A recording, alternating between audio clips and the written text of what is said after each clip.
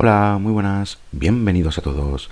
En el vídeo de hoy vamos a comenzar con un tema nuevo donde vamos a ver los circuitos RC, es decir, circuitos donde tenemos tanto resistores como capacitores. Y esto se va a dividir en 4 secciones donde vamos a ver los circuitos RC en serie. También vamos a ver los circuitos RC en paralelo, veremos los circuitos RC en serie paralelo y por último vamos a hablar de la potencia en este tipo de circuitos.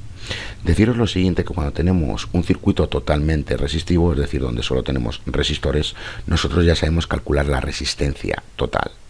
Lo mismo cuando tenemos circuitos totalmente capacitivos, ya sabemos cómo obtener la reactancia capacitiva total.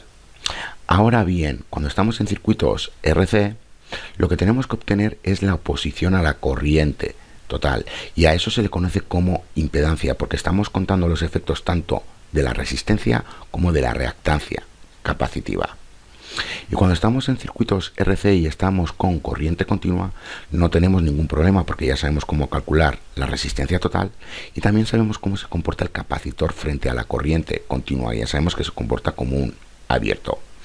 El problema viene cuando estamos con circuitos RC y estamos trabajando con corriente alterna. Para obtener la impedancia, ya vamos a ver más adelante que realmente se necesita resolver ecuaciones diferenciales. Pero un ingeniero estaba trabajando con este tipo de circuitos con corriente alterna y se dio cuenta que podíamos llegar al mismo resultado empleando números imaginarios. Y vamos a ver más adelante un ejemplo resolviéndolo de las dos maneras, es decir, empleando ecuaciones diferenciales y también números imaginarios. Y ya vamos a ver que vamos a llegar al mismo resultado, y vamos a ver que empleando números imaginarios es mucho más simple que resolver las ecuaciones diferenciales. Bueno, pues como tenemos que ver los números imaginarios, en este vídeo vamos a ver de dónde vienen realmente los números imaginarios y por qué empleamos los números imaginarios en electrónica, en este tipo de circuitos cuando estamos con corriente alterna. Vamos a verlo rápidamente. Mirar, nosotros ya sabemos que cuando tenemos este polinomio, ya sabemos que le tenemos que dar soluciones, es decir, tenemos que buscar aquellas soluciones que satisfagan esta igualdad. Y a simple vista, bueno, pues ya vemos que x tiene que ser igual a 1 y x tiene que ser igual a menos 1. ¿Por qué? Bueno, pues porque al sustituirlo en x ya sabemos que tenemos menos 1 por menos 1 es 1, menos 1 es igual a 0, y lo mismo con el 1.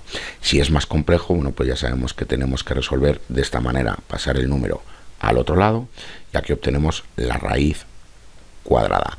¿Cuál es la solución? Bueno, pues ya sabemos que la solución en este caso es tanto el número positivo como negativo, y esto siempre va a ser así, siempre y cuando el exponente sea par.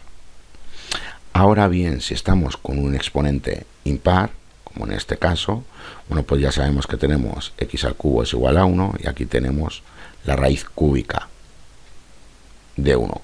¿Cuál es la solución? Bueno, pues en este caso solo tenemos la positiva. ¿Por qué no podemos emplear la negativa? Bueno, pues porque en este caso, como el exponente es impar, ya sabemos que tenemos menos 1 por menos 1 es 1, por menos 1 nuevamente es menos 1, y aquí tenemos menos 1, bueno, pues tendríamos menos 1 es igual a menos 2. No satisface esta igualdad de aquí. Por eso, cuando tenemos un exponente impar, la solución siempre es positiva, y cuando estamos con un exponente par, la solución es tanto positiva como negativa. Ahora bien, ¿qué pasa si tenemos esta situación de aquí? Y voy a empezar con un exponente impar. Como digo, si estamos en esta situación, ¿cómo le damos solución? Bueno, pues ya sabemos que tenemos lo siguiente. Aquí tenemos menos 1 y aquí tenemos la raíz cúbica, lo voy a poner mejor, cúbica de menos 1. ¿Cuál es la solución? En este caso siempre va a ser el número negativo, y esto siempre va a ser así siempre y cuando el exponente sea impar, porque ya sabemos que menos 1 por menos 1 es 1, por menos 1 es menos 1, más 1 es igual a 0, y no podemos emplear 1 porque 1 por 1 por 1 es 1, más 1 es igual a 2. Por eso la solución siempre va a ser negativa. Ahora bien, ¿qué pasa si el exponente es par? Bueno, pues si el exponente es par, ya sabemos que llegamos a esto de aquí, a la raíz, en este caso cuadrada, de menos 1. Y esto ya sabemos que no tiene solución, porque ya sabemos que no existe ningún número, tanto positivo como negativo, que multiplicado por sí mismo de un número negativo, porque siempre va a ser positivo. Entonces aquí no tenemos solución siempre y cuando el exponente sea par. Como digo, aquí no podemos representar una solución con números reales. En cambio aquí, si es impar, ya sabemos que el número va a ser siempre negativo. Bueno, pues los matemáticos de aquella época pensaron lo siguiente: ¿por qué no nos imaginamos de ahí la palabra números imaginarios? ¿Por qué no nos imaginamos una solución para poder representar los polinomios, todos los polinomios que tenemos, con soluciones tanto empleando números reales como imaginarios? De ahí que la raíz cuadrada de menos 1, que es el problema que tenemos, que no tiene solución, sea igual ahí a un número imaginario. Y si despejamos para menos 1, bueno, pues ya vemos que tenemos y al cuadrado es igual a menos 1. ¿Cuáles son las soluciones imaginarias para este polinomio? Bueno, pues son más, menos, y. ¿Por qué más menos y? Bueno, pues porque tenemos y, al sustituirlo por esta x tenemos y al cuadrado, que ya acabamos de ver que es menos 1, y menos 1 más 1 es igual a 0. Y lo mismo con el número imaginario negativo, ya sabemos que esto es igual a y al cuadrado, que es igual a menos 1, y satisface esta igualdad.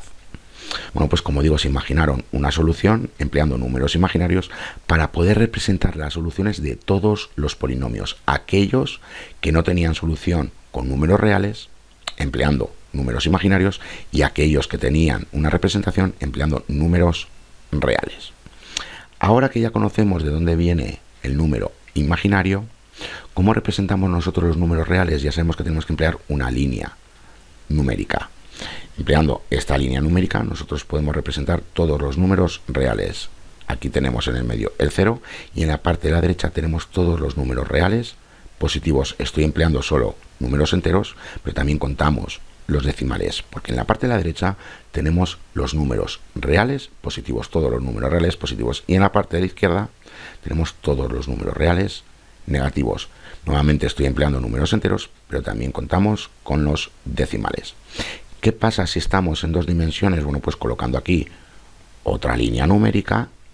En la parte superior van todos los números reales. Nuevamente solo voy a emplear los enteros, pero como digo, en la parte de arriba solo tenemos los números reales positivos, y en la parte inferior del 0 tenemos todos los números reales negativos.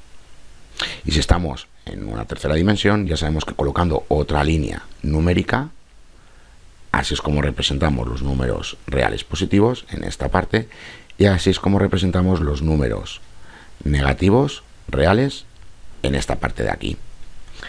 Ahora bien, si estamos fuera, por ejemplo, voy a borrar todo esto, si estamos fuera de estas líneas numéricas y estamos en este punto y lo queremos representar, ya sabemos que tenemos que emplear las coordenadas en este punto. Bueno, pues ya sabemos que tenemos estas coordenadas de aquí, y lo mismo si estamos en este otro punto, ya sabemos que tenemos 2 menos 1.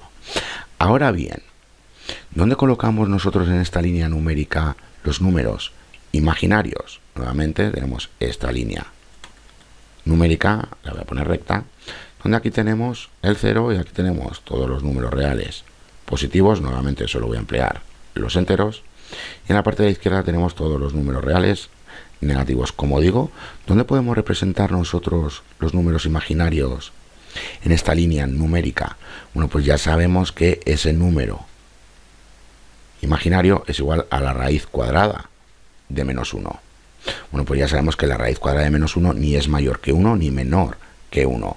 Es decir, que no lo podemos representar en esta línea numérica. Es por ello que colocamos aquí una línea vertical que hace referencia a los números imaginarios. En la parte superior tenemos todos los números imaginarios positivos, empleando también los decimales, y en la parte inferior tenemos todos los números imaginarios negativos.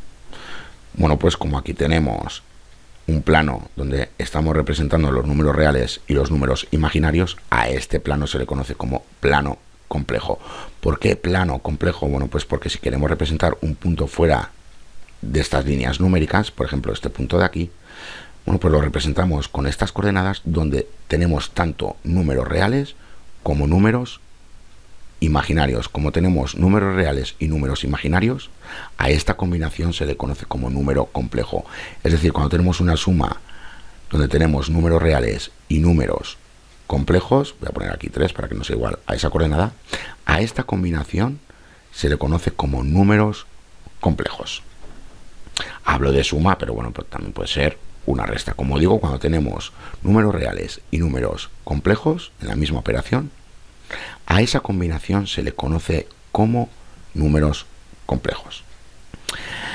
Ahora bien, ¿qué pasa con la posición angular? Bueno, pues nosotros ya sabemos lo siguiente, que cuando tenemos esta representación de aquí, ya sabemos que aquí tenemos 0 grados.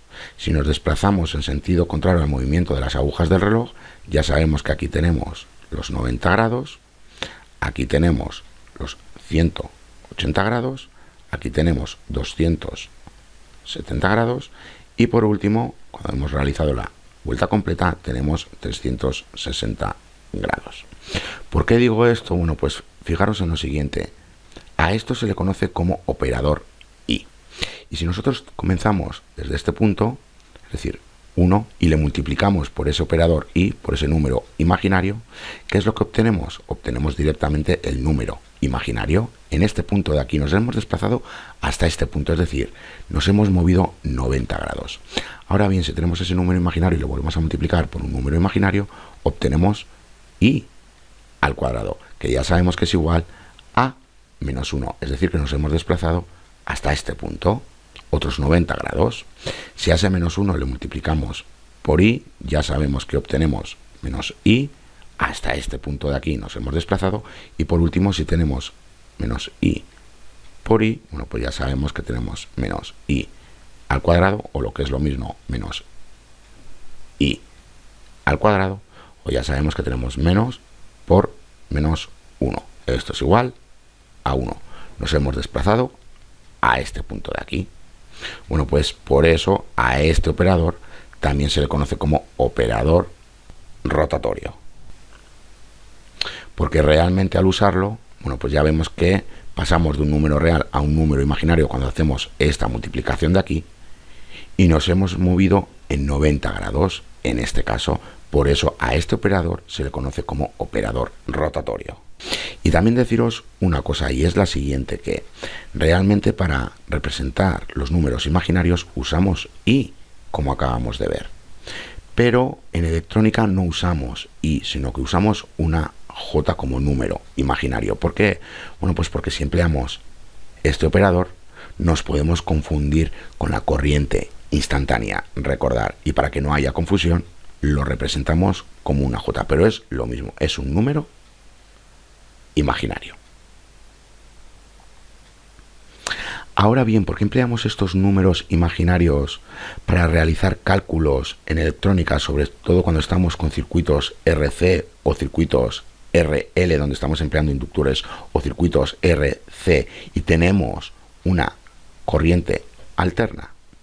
Bueno, pues recordar que cuando estamos con corriente alterna y por ejemplo estamos con un capacitor, ya sabemos que entre el voltaje y la corriente hay un desfase, y ese desfase ya sabemos que lo representamos con grados. Es por ello que podemos emplear los números imaginarios, porque ya vemos que este operador de aquí o este, que es lo mismo, realmente es un operador rotatorio. Y acabamos de ver que si tenemos un número real y le multiplicamos por ese operador rotatorio, lo que hacemos es desplazarnos 90 grados en este sentido.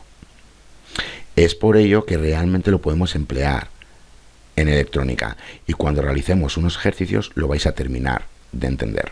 Bueno, pues hasta aquí este vídeo. Ya en el siguiente vídeo vamos a ver las formas rectangulares y polares, y vamos a ver cómo convertir de forma rectangular a forma polar y de forma polar a forma rectangular, y ya vamos a ver que eso nos va a servir a la hora de obtener la impedancia. Hasta la siguiente.